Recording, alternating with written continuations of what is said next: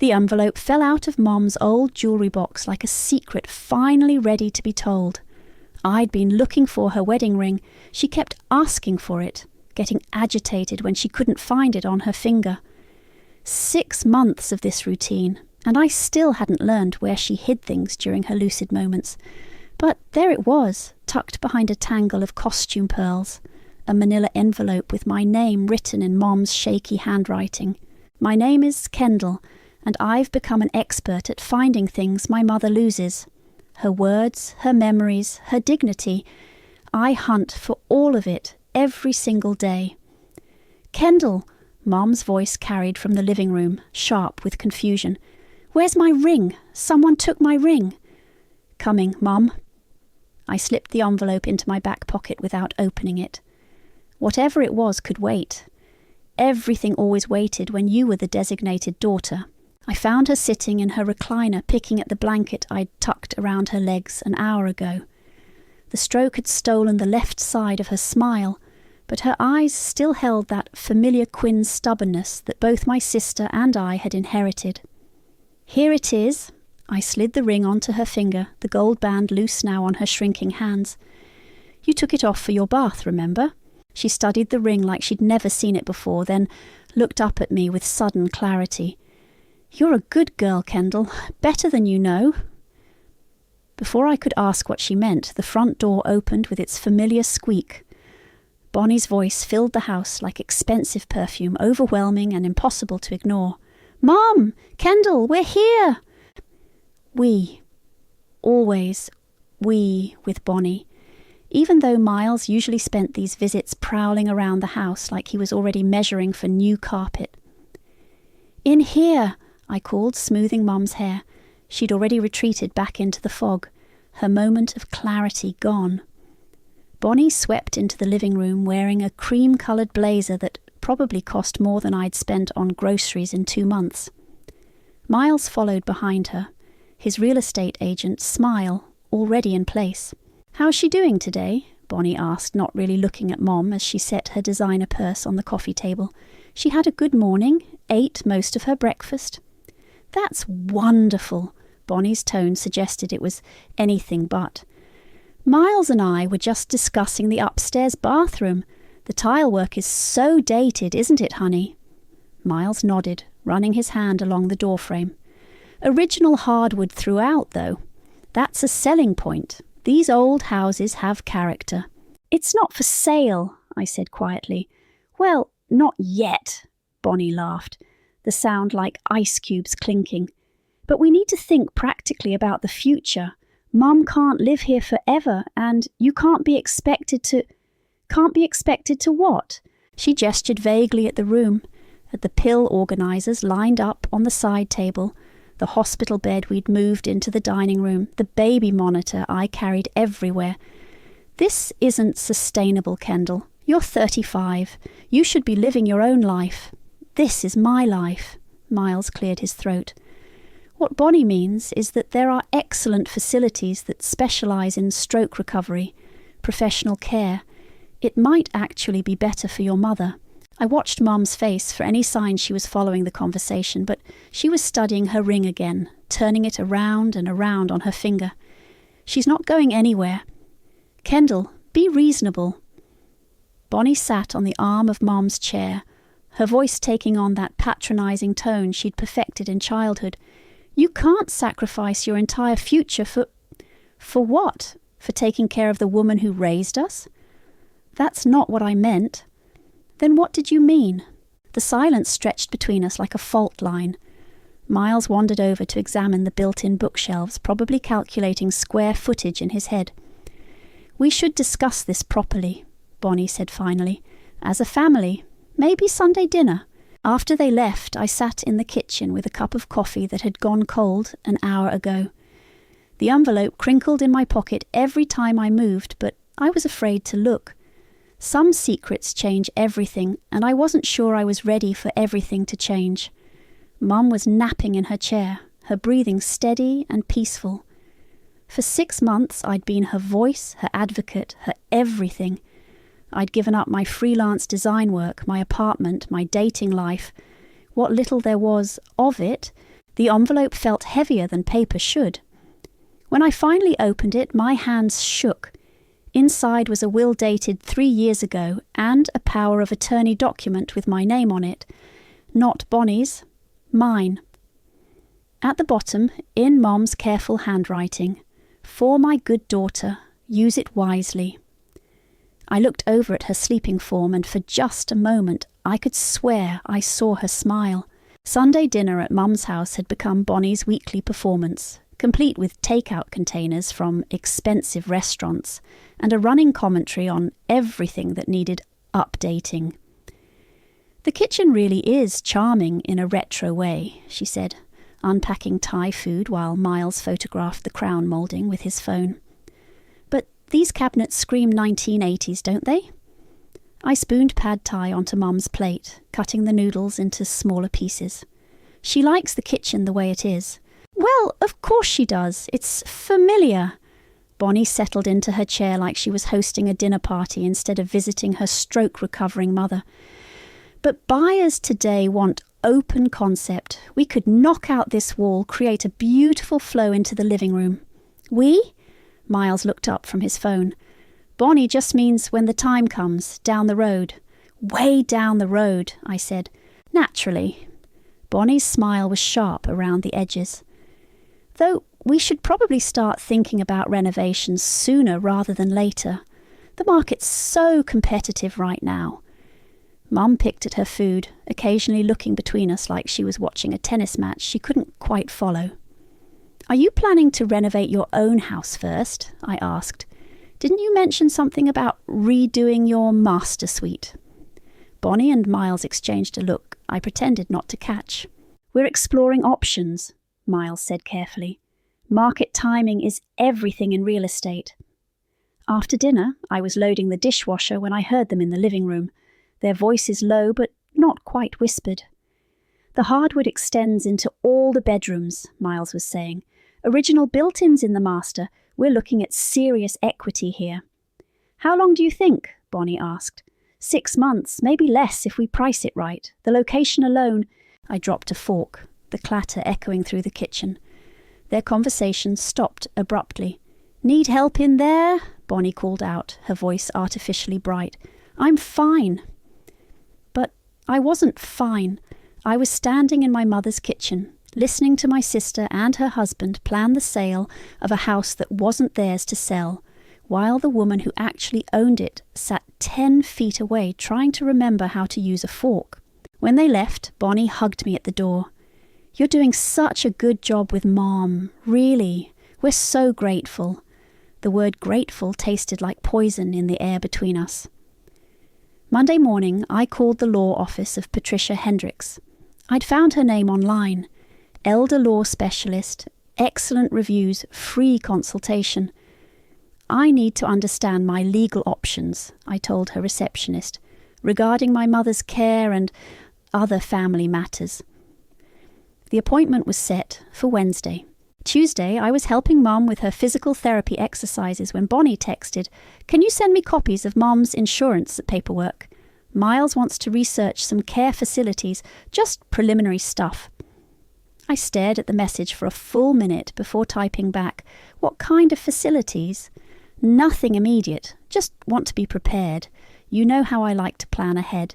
I knew exactly how Bonnie liked to plan ahead. She'd been planning ahead since we were kids, always 3 steps ahead of everyone else, always making sure she came out on top. That afternoon, while Mom napped, I found Bonnie's phone on the coffee table. She'd left it behind during Sunday dinner. The screen was still unlocked. I shouldn't have looked. I knew I shouldn't have looked, but I did. Her recent searches made my stomach drop. Nursing homes near me, Medicaid eligibility, how to sell house with elderly parent, and the one that made my hands shake, average life expectancy after stroke. I set the phone down like it was on fire. When Bonnie came back for it an hour later, I was sitting in the kitchen with a cup of tea trying to look normal. "Thanks for keeping it safe," she said, slipping the phone into her purse. "I'm so scattered lately." "Everything okay?" "Oh, work stress. Miles has been pushing himself too hard with this market. She paused at the kitchen door. Actually, I've been meaning to ask, how are you holding up? Financially, I mean. This can't be easy on your savings. I'm managing. Well, if you need anything. I mean, we're family. We take care of each other. After she left, I sat in the quiet house, listening to Mum's breathing through the baby monitor. The power of attorney document was hidden in my bedroom drawer, along with the will that made everything crystal clear. Mum had been planning ahead too. Wednesday couldn't come fast enough. I had questions, and I had a feeling Patricia Hendricks was going to have very interesting answers. The envelope had been Mom's gift to me. Now I needed to figure out exactly what to do with it. Mum had been up all night, calling for her sister who'd been dead for 15 years. By morning I was running on 2 hours of sleep and pure caffeine when Naomi showed up with coffee and bagels. "You look like hell," she said, setting the bag on the counter. "Thanks. Really what I needed to hear." Naomi was the only cousin who'd stayed close after we all grew up. She worked as a nurse practitioner, which meant she understood what I was dealing with better than anyone else in the family. "How's Aunt Giselle today?" "Confused. She keeps asking when Dad's coming home from work." I rubbed my eyes. "He's been gone 12 years, Naomi."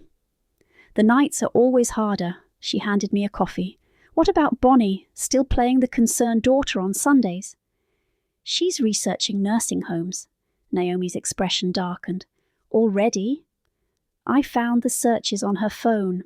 Medicaid facilities, the cheap ones. "Jesus!" Naomi sat down across from me. "You know, this reminds me of something that happened when we were kids. You probably don't remember. You were maybe 8 or 9. "What?" "Your grandmother left Bonnie that antique jewelry box. The one with the little ballerina. Bonnie convinced you to trade it for some stupid toy, said the jewelry box was too babyish for her anyway." I did remember, vaguely. The music box with the spinning dancer. Right. Then, a week later, she sold it at a garage sale for $50. Kept the money and never told you what it was actually worth. How much? My mum looked it up later. $300. It was a genuine antique. The coffee turned bitter in my mouth. She was 12. Exactly. She's been pulling this shit her whole life, Kendall, taking advantage of people who trust her. Before I could respond, Mom's voice drifted from the living room. "Kendall, is someone here?" I found her sitting up in bed, looking more alert than she had in days. "Naomi's here, Mom. Remember Naomi?" "Of course I remember." Mum's voice was stronger too. "Come here, sweetheart." Naomi sat on the edge of the bed and took Mom's hand. "How are you feeling, Aunt Giselle?" "Tired, but my head's clearer today." Mum looked between us. "I heard you talking about Bonnie." Naomi and I exchanged glances. "She's been asking about nursing homes," Mum continued. "Thinks I don't understand what she's saying, but I do. Some days I understand everything." "Mom, I gave you those papers for a reason, Kendall." Her grip on Naomi's hand tightened. "I don't trust Bonnie. Haven't trusted her since she was little. Always scheming, always looking for the angle that benefits her most." "The power of attorney," Naomi said quietly. Mom nodded. "Signed it 3 years ago, right after my first mini-stroke. I knew this day would come." She looked directly at me. "I knew she'd try to put me away somewhere cheap so she could get her hands on the house." "Aunt Giselle, that's a serious accusation." "Is it an accusation if it's true?" Mom's laugh was dry. "She's been measuring rooms and talking about renovations since the day I came home from the hospital. You think I don't notice?" My phone buzzed. Text from Bonnie. "Can we talk? Something important came up." I showed the screen to Naomi, who rolled her eyes. "Don't answer yet," Mom said. "Let her sweat." "Mom! What?" "I may be sick, but I'm not stupid, and I'm not dead yet, no matter how convenient that would be for some people." Another text. "It's about Mom's care. We need to make some decisions soon." "There's the hook," Naomi muttered. My phone rang. "Bonnie." "Answer it," Mom said. "Put it on speaker." I hesitated, then swiped to accept. Hey, Bonnie. Kendall, thank God. Listen, Miles found this amazing facility about 20 minutes away. It's perfect for Mom. They specialise in stroke recovery and they have an opening next month. Next month? I know it seems fast, but good places fill up quickly. We should probably go look at it this weekend. Mom was shaking her head vigorously. What's the rush? I asked. There's no rush exactly. It's just, well, Miles thinks the housing market might shift soon. If we're going to sell, spring is really the optimal time. Sell what? Silence on the other end. Bonnie, sell what? The house, obviously. I mean, eventually. When Mom doesn't need it anymore. Mom grabbed my wrist and mouthed, Tell her no. I don't think Mom's ready for a facility yet. Kendall, be realistic. You can't keep this up forever. You're exhausting yourself, and honestly, Mom needs professional care. She has professional care. I hired a nurse. Twice a week isn't enough. This place has round-the-clock staff, activities, social interaction. How much does it cost? Another pause. It's very reasonable. Medicaid covers most of it. Mom made a disgusted face. I need to think about it, I said. What's to think about? We're talking about what's best for Mom.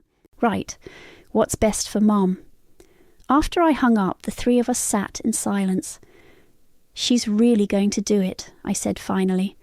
Not if you don't let her, Mom said. That's why I gave you those papers, honey. Use them. My phone buzzed again. This time it was my lawyer's office, confirming tomorrow's appointment. Perfect timing. Bonnie called the meeting for Saturday afternoon, which should have been my first warning. She never did anything on weekends unless it was important to her. I thought it would be good to have everyone together, she said when I answered the door. You know, all the stakeholders. Behind her stood Miles with a leather portfolio and Peyton, Bonnie's best friend since college and professional enabler. Peyton was carrying a box of pastries like this was some kind of celebration. Stakeholders? I asked. Family, Bonnie corrected quickly. I just meant family. They filed into the living room where Mum was sitting in her recliner, looking smaller than usual. She'd been quiet all morning, like she could sense something coming. Hi, Aunt Giselle. Peyton's voice was artificially cheerful. You look wonderful today. Mum nodded politely but didn't smile.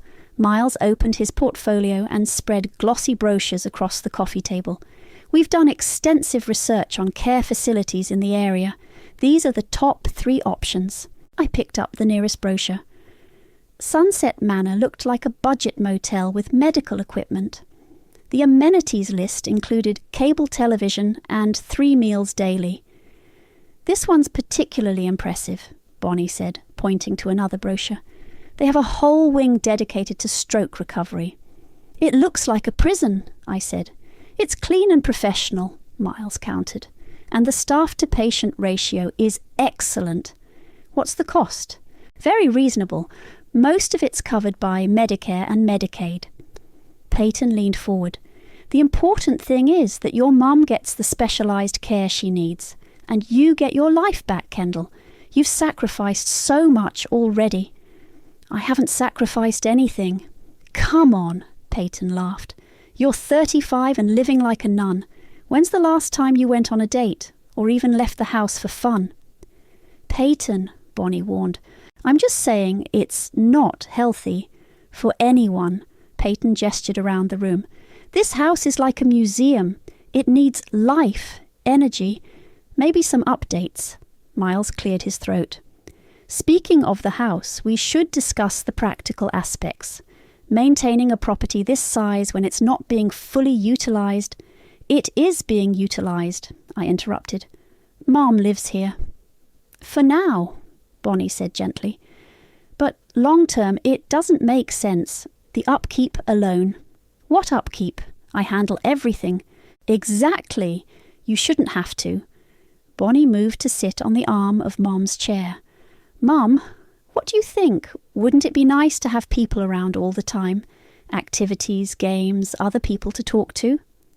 Mum looked at the brochures, then at Bonnie. These places, They're where people go to die. That's not true, Miles said quickly. They're communities, support systems.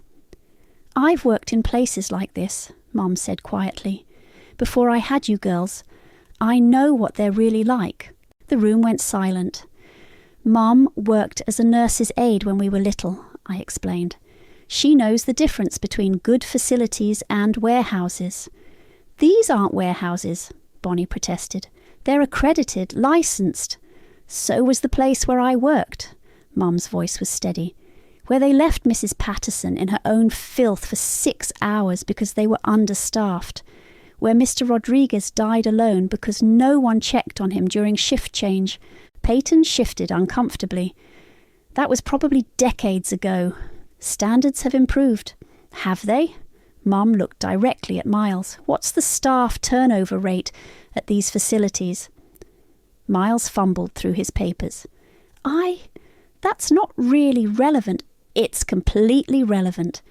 High turnover means low wages, poor training and overworked staff, which means substandard care. Mum, Bonnie's voice had an edge now. You're not thinking clearly about this. I'm thinking perfectly clearly, clearer than I have in months. Mum turned to me. What do you think, Kendall? Do you think I should go live in one of these places? Everyone was looking at me. Bonnie's expression was carefully neutral, but I could see the tension in her jaw. Miles was tapping his pen against his portfolio. Peyton was picking at her manicure. I think, I said slowly, that this is Mom's decision to make, not ours. But she's not capable of making complex decisions right now, Bonnie said. The stroke affected her judgment. My judgment is fine, Mom snapped, and I'm sitting right here. Stop talking about me like I'm not in the room. Of course, I'm sorry. Bonnie's tone was patronising, but we have to be practical. Kendall can't keep this up indefinitely. Why not? Because she has her own life to live. This is my life, I said. Taking care of Mum is what I choose to do. Miles leaned forward. But what happens when the house needs major repairs? The roof, the foundation, the electrical system. These old houses are money pits. We'll deal with that when it happens. It would be so much simpler to sell now, while the market's strong, Peyton added. You could both start fresh. I stood up. I think this meeting is over. Kendall, please. Bonnie rose too. We're trying to help. Are you? Because it sounds like you're trying to get rid of Mom so you can sell her house. That's not... Isn't it? The silence stretched between us like a chasm. Mom was watching everything with sharp, alert eyes. Things are going to be different very soon, I said finally. Very different. After they left, Mom reached for my hand. You did good, honey. Did I? They showed their cards today, all of them. She squeezed my fingers. Now you know exactly what you're dealing with. I looked at the brochures scattered across the coffee table, all those smiling faces in sterile rooms. Yeah, I said. Now I know. Patricia Hendricks had the kind of office that made you feel like your problems could actually be solved. Leather-bound law books, a mahogany desk, and diplomas that meant business. So you have power of attorney and you're listed as the primary beneficiary, she said, reviewing the documents I'd brought. Your mother was very thorough. This is ironclad. What does that mean exactly? It means you have complete legal authority over your mother's medical care, finances and property. Your sister has no legal standing to make decisions about nursing home placement or selling the house. I felt something loosen in my chest, even though she's the older daughter. Age doesn't matter. Legal documents do. Patricia leaned back in her chair. Your mother also included a provision here that's quite interesting. She's documented her wish to remain in her home with you as her caregiver, and she's authorised compensation for your services. Compensation? Room and board, plus a monthly stipend for caregiving services. It's all spelled out here. She pointed to a paragraph I'd missed. Retroactive to the date you began full-time care. That's, let me calculate, Approximately $18,000 so far. My mouth fell open. Your mother was a smart woman. She protected both of you. When I got home, Naomi was in the kitchen making soup while Mom napped. How did it go? She asked. Better than I expected. I filled her in on everything Patricia had told me. $18,000. Aunt Giselle is brilliant. There's more. Patricia's going to research those nursing homes Miles showed us. She has contacts in the state inspection office. Oh, this is getting good. My phone buzzed. Text from Bonnie. Miles is coming by tomorrow to measure the upstairs bedrooms. Hope that's okay. I showed Naomi the message. She's not even asking permission anymore, Naomi said. Should I tell her no? Let him come. Let him measure. Let them make all the plans they want, Naomi grinned. This is going to be so satisfying. Tuesday morning, Miles showed up with a tape measure and a notepad, acting like he owned the place. Just getting some preliminary measurements, he said, heading straight for the stairs, for renovation estimates. Renovation estimates for what? Oh, future planning. The upstairs could be really stunning with some updates. I followed him up, watching him measure the master bedroom where Mom used to sleep before we moved her downstairs. Great natural light, he muttered, scribbling numbers. Hardwood floors are in excellent condition. This could easily be a showpiece. It's not for sale. Right, of course, just thinking ahead. He moved to the second bedroom, the one that used to be mine. This would make a perfect nursery someday, or home office. Nursery? Miles looked embarrassed. Bonnie and I have been talking about starting a family. This house would be perfect for kids, big yard, good schools. You want to raise your kids in Mom's house? Well, eventually, when the time is right. He measured the closet. It's a great family home. Shame to waste it. After he left, I called Naomi. They want to move in, I told her. Miles basically admitted it. They're planning to put Mom in a nursing home and take over her house. Of course they are. Did you think they were going to sell it and split the money with you? I guess I didn't think that far ahead. Kendall, wake up. Bonnie's been planning this since the day your mom had her stroke, maybe longer. That afternoon, Patricia called with her research results. Those facilities your sister recommended, 2 of them are under state investigation for neglect. The third one just had their license suspended. Suspended? Patient abuse. It made the local news last month. I'm emailing you the articles. I read them while Mom was doing her physical therapy exercises. Sunset Manor faces closure after abuse allegations. State inspectors find violations at local nursing home. Family sues facility over mother's death. Find something interesting? Mom asked during her break. I showed her the articles. She read them slowly, her face getting darker with each paragraph. They knew, she said finally. What? Bonnie and Miles, they had to know about these problems. You don't research facilities without finding this information. Maybe they didn't look that hard. Or maybe they didn't care. Mom set down the tablet. As long as it was cheap and got me out of the way. My phone rang. Bonnie. Hey, how did things go with Miles today? Fine. He measured some rooms. Great. Listen, I've been thinking about our conversation on Saturday. I know you're worried about the facilities, but I did some more research. These places really have improved. Have they? Absolutely. And honestly, Kendall, you look exhausted. This is taking such a toll on you. I'm fine. You're not fine. Peyton was saying... What was Peyton saying?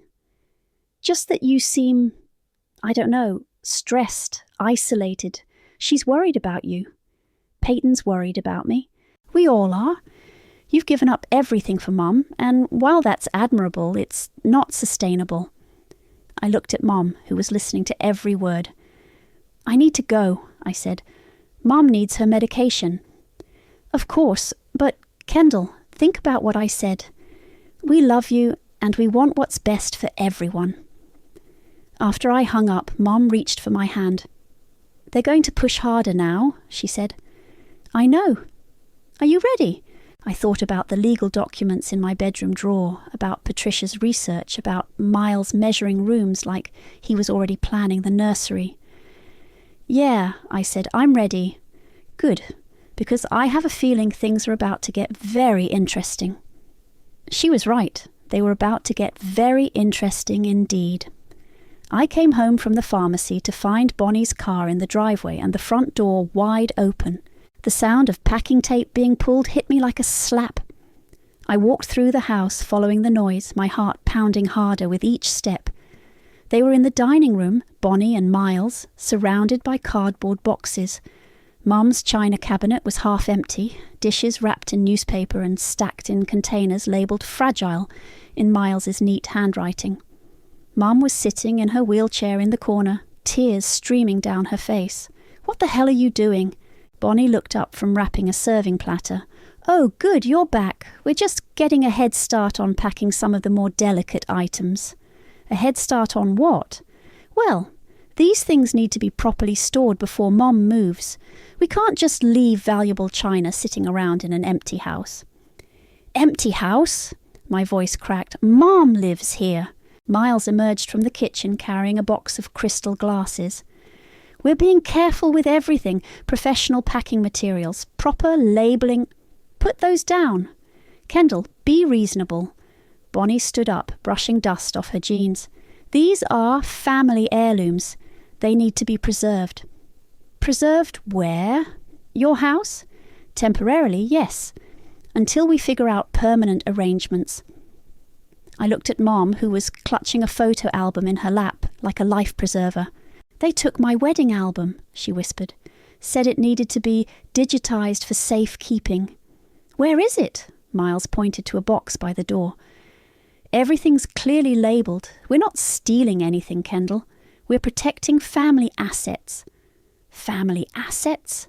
I walked over to the box and pulled out the album. The leather cover was worn soft from years of Mom's hands turning the pages. "This is Mom's wedding album. It belongs with her." "And it will be," Bonnie said, "once she's settled somewhere safe." "She is settled somewhere safe. Here. Kendall, look around." Bonnie gestured at the room. "Really look. The wallpaper's peeling, the carpet's stained, the whole house smells like sickness. This isn't healthy for anyone." "It smells like home." "It smells like a nursing home, which is ironic considering..." "Considering what?" Bonnie and Miles exchanged a look. "Nothing. I just meant..." "No, say it. Considering what?" "Considering that's where she belongs," Miles said quietly. "I'm sorry, but someone has to say it. Your mother needs professional care, and you need to accept that." "I need to accept that you're stealing her belongings?" "We're not stealing anything." Bonnie's voice rose. "We're family. This is all going to stay in the family." "Whose family?" "Yours." "Our family. All of us." I walked over to another box and opened it. Mum's jewellery, her photo albums, the ceramic figurines she'd collected for 40 years. "Did you ask her permission to pack any of this?" She can't make these kinds of decisions right now." "Can't she?" I turned to Mum. "Did you tell them they could pack your things?"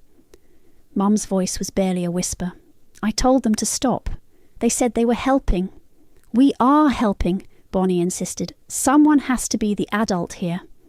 "The adult?" "Yes, someone has to make the hard decisions while you're playing house and pretending everything's fine." "Playing house? You know what I mean." "No, I don't. Explain it to me." Bonnie threw down the dish towel she'd been holding. "You're living in a fantasy, Kendall. Mum is never going to get better. She's going to get worse and worse and worse until one day you're going to wake up and realise you've wasted your entire life taking care of someone who doesn't even remember your name half the time." The silence that followed was deafening. Mum spoke first, her voice stronger than it had been in weeks. "I remember her name. I remember everything, including the fact that this is my house and these are my things. And I never gave anyone permission to pack them." "Mum!" "Don't mom me, Bonnie. I know exactly what you're doing.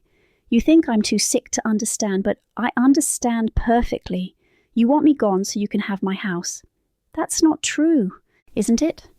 Then why is Miles measuring bedrooms? Why are you researching the cheapest nursing homes you can find? Why are you packing my belongings without asking? Bonnie's face was red.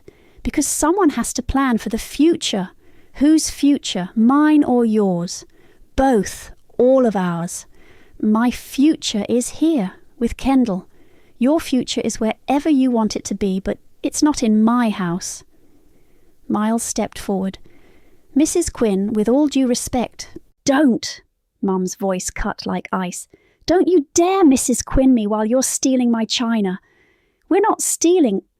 Then put it back. Mum, Bonnie's voice was pleading now, you're not thinking clearly. I'm thinking more clearly than I have in months. And what I'm thinking is that you need to put everything back where you found it and get out of my house. You can't just... Yes, I can. It's my house. Bonnie looked at me desperately. Kendall, talk to her. Make her understand. Understand what? That you're trying to steal her life out from under her. We're trying to help. No, you're not. You're trying to help yourselves. Miles started repacking one of the boxes. Maybe we should come back when everyone's calmer. Don't come back, I said. Don't come back until you're invited. Kendall, I mean it, Bonnie. Stay away.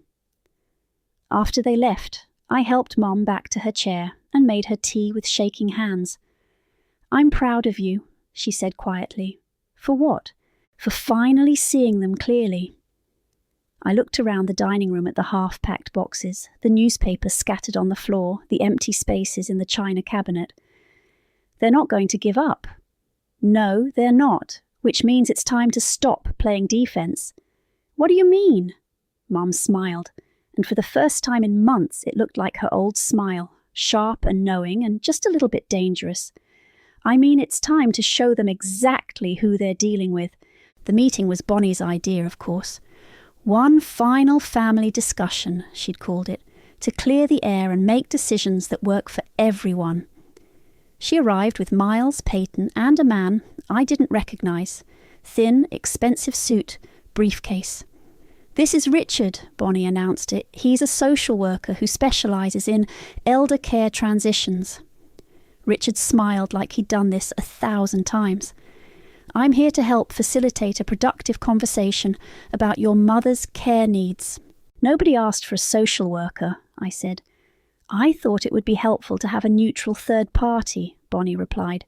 Someone objective. Mum was sitting in her recliner, dressed in her best blouse and with her hair done. She looked more alert than she had in weeks, like she was preparing for battle.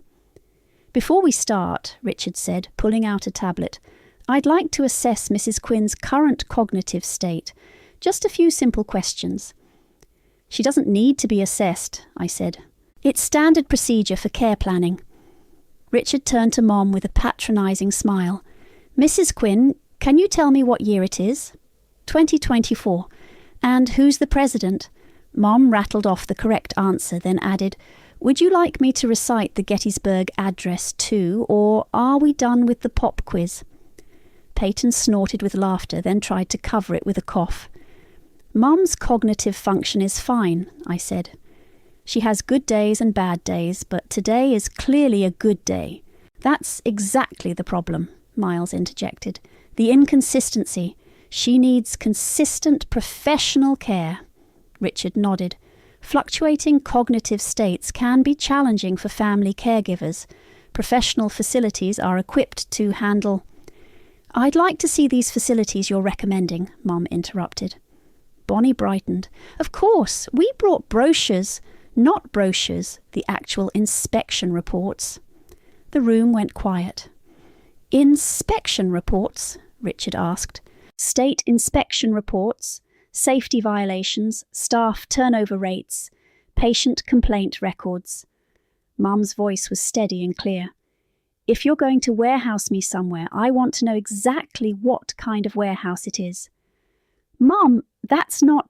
Bonnie started. Sunset Manor, Mum continued. It currently under investigation for patient neglect. Golden Years Care Centre, licence suspended last month for abuse violations. Peaceful Pines, cited for understaffing and medication errors. Richard's tablet nearly slipped from his hands. How do you... I may be old, but I'm not stupid, and I'm certainly not going to let my daughter ship me off to some hellhole so she can get her hands on my house. That's not what this is about, Bonnie said, but her voice lacked conviction. Isn't it? Mum turned to Miles. How many bedrooms did you measure upstairs? Planning the nursery already? Miles's face went red. I was just what? Just planning to move your family into my house after you dumped me in a state facility. Nobody's dumping anyone anywhere, Richard said quickly. We're exploring options that provide the best care. The cheapest care, Mom corrected. There's a difference. I reached into my purse and pulled out the manila envelope. Actually, before we go any further, there's something everyone needs to see. What's that? Bonnie asked. I slid the envelope across the coffee table. Open it.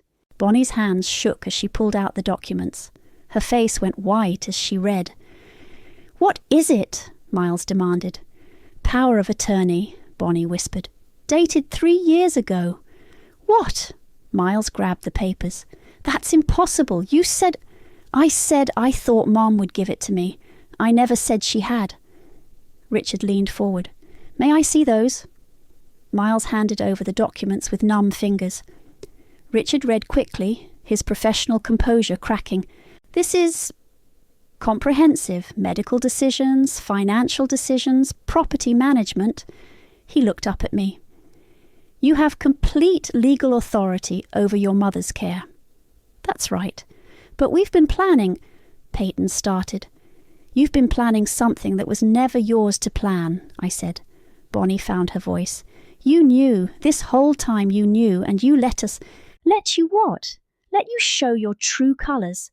Let you prove that you see Mom as nothing more than an obstacle to your inheritance. That's not fair. Isn't it? I pulled out another document. This is an itemised invoice for 6 months of full-time caregiving services, room and board, medical care, personal assistance, household management. The total comes to $18,000. $18,000? Miles's voice cracked. Plus interest, plus the cost of any modifications needed to keep Mom comfortable at home. Plus ongoing monthly compensation for continued care. You can't be serious, Bonnie said. I'm completely serious, and according to Mom's will, any inheritance is contingent on settling this debt first. Richard was frantically taking notes. This is highly irregular. What's irregular is a family trying to force an elderly woman into substandard care against her wishes so they can steal her house, Mom said sharply. We're not stealing anything, Bonnie exploded. We're family. This house should belong to all of us. Should it? Because last I checked, my name is on the deed, not yours. You can't do this to us, Miles said. We've made plans. We've made commitments. What kind of commitments? I asked. Miles and Bonnie exchanged a panicked look. We may have mentioned to some people that we'd be moving soon, Bonnie admitted. You put your house on the market, Mom said. It wasn't a question. We were going to tell you... When? After you'd already shipped me off and moved in? The silence stretched until Richard cleared his throat. Perhaps we should reschedule this discussion for another time. No, Mom said firmly. We're done discussing. Kendall has legal authority and I support her decisions completely. I'm staying in my home with my daughter and anyone who doesn't like it can leave. Bonnie stood up, her face twisted with rage. This isn't over. Yes, it is, I said quietly. It's completely over. After they left, Mom reached for my hand. How do you feel? She asked. I looked around the living room, at the family photos on the mantel, the Afghan Mom had crocheted draped over the couch, the afternoon light streaming through windows she'd hung curtains in 40 years ago. Powerful, I said. For the first time in my life, I feel powerful. Good, Mom said, because now the real work begins. The fallout was swift and brutal. Bonnie's house sold within a week. Apparently they'd already accepted an offer and were supposed to close next month. When that fell through, they had to pay penalties and find temporary housing. Miles's real estate business took a hit when word got around that he'd been measuring rooms in a house that wasn't his to sell. Peyton posted a long Facebook rant about family betrayal and elder abuse, but it backfired when people started asking questions about the nursing homes they'd recommended. The comments section turned into a support group for people sharing horror stories about those exact facilities. "You should see this," Naomi said, scrolling through her phone during her morning visit. Someone posted the state inspection reports. Bonnie's getting roasted in the comments. "I don't want to see it," I said, but I was lying. I'd been checking social media obsessively, watching the drama unfold like a car crash I couldn't look away from. Mom was having a good morning, sitting at the kitchen table working on a crossword puzzle. Her speech was clearer, her movements more coordinated. The stress of the past few weeks lifting seemed to have given her energy I hadn't seen since before the stroke. 17 across, she said. Gets what's coming to them. 5 letters. Karma, Naomi and I said simultaneously. Mum smiled and filled in the letters. My phone rang. Unknown number. Don't answer it, Naomi warned. It's probably another reporter. The story had somehow made it to the local news. Family legal battle over elder care. And suddenly everyone wanted to interview the daughter who'd stood up to greedy relatives. I declined all requests. The phone stopped ringing, then immediately started again. Just answer it, Mom said. Get it over with. It was Patricia, my lawyer. I have news, she said. Bonnie's attorney contacted me. They want to negotiate. Negotiate what? Visitation rights, and they're willing to acknowledge the caregiving debt in exchange for considerations. What kind of considerations? They want to buy out their inheritance share. Essentially, they'd pay you now for their portion of the estate, whenever that becomes relevant. I looked at Mom, who was listening intently. How much? $40,000. Cash. The number hung in the air like smoke. That's a lot of money, Naomi said quietly. It's guilt money, Mom said. They know they screwed up, and now they're trying to buy their way back into the family. What do you think? I asked her. Mum set down her pen and looked at me with those sharp eyes that missed nothing. I think $40,000 would pay for a lot of home modifications. A stair lift, bathroom renovations, maybe even that sunroom you mentioned. And Bonnie gets to feel better about herself. Bonnie gets to live with what she did. Money doesn't change that. I called Patricia back an hour later. Counter offer, I said. $60,000 plus they pay for any home modifications Mom needs. Plus they acknowledge in writing that they have no claim to the house or any say in Mom's care decisions. That's aggressive. They tried to steal an old woman's house and ship her off to a facility under investigation for abuse. I think aggressive is appropriate, Patricia called back that afternoon. They accepted. The paperwork took 2 weeks to finalise. When the cheque arrived, I stared at it for a long time before showing Mom. $60,000, she said, shaking her head. I never thought my own daughter would pay that much to ease her conscience. Do you think we should have asked for more? I think we got exactly what we deserved. The doorbell rang. Through the window I could see a familiar figure on the porch. Bonnie stood there alone. No Miles, no Peyton, no social worker. She looked smaller somehow, older. Can we talk? She asked when I opened the door. About what? About Mom, about us, about everything. I let her in, but I didn't offer her coffee. Mum was in her recliner watching a cooking show. She looked up when Bonnie entered but didn't speak. Mum, Bonnie's voice cracked. I'm sorry, I'm so sorry. For what, specifically? Mum's tone was neutral. For trying to put you in that place. For packing your things. For treating you like you were already gone. And? Bonnie looked confused. And? What else are you sorry for? Bonnie glanced at me, then back at Mom. For not trusting Kendall, for not seeing how good she's been to you. And? What else do you want me to say? I want you to say you're sorry for seeing me as a problem to be solved instead of your mother who needed help. Bonnie started crying then, ugly sobs that shook her whole body. I was scared. I was so scared you were going to die, and I didn't know how to handle it, so I tried to make it someone else's problem. You tried to make it my problem, I said. Yes, and that was wrong. That was so wrong. Mom reached for the remote and muted the TV. Sit down, Bonnie. Bonnie perched on the edge of the couch like she might bolt at any moment. I'm not going to pretend this didn't happen, Mom said, and I'm not going to pretend we can just go back to the way things were. I know, but you're still my daughter, and if you want to be part of this family, you need to understand that Kendall is in charge of my care. Not you, not Miles, not some social worker. Kendall, I understand. Do you? Because if you ever try something like this again, I won't. I swear I won't. Mom studied her for a long moment. We'll see. After Bonnie left, Mom and I sat in the quiet house, listening to the familiar sounds of home, the refrigerator humming, the clock ticking, the neighbour's dog barking. Do you think she meant it? I asked. I think she's scared enough to mean it right now. Whether that lasts... Mom shrugged. People don't change overnight. Are you okay with her visiting? She's my daughter. Of course I'm okay with it. But she's not making decisions about my life anymore. I looked around the living room, at the family photos back in their proper places, the china cabinet restocked, the crossword puzzle half finished on the side table.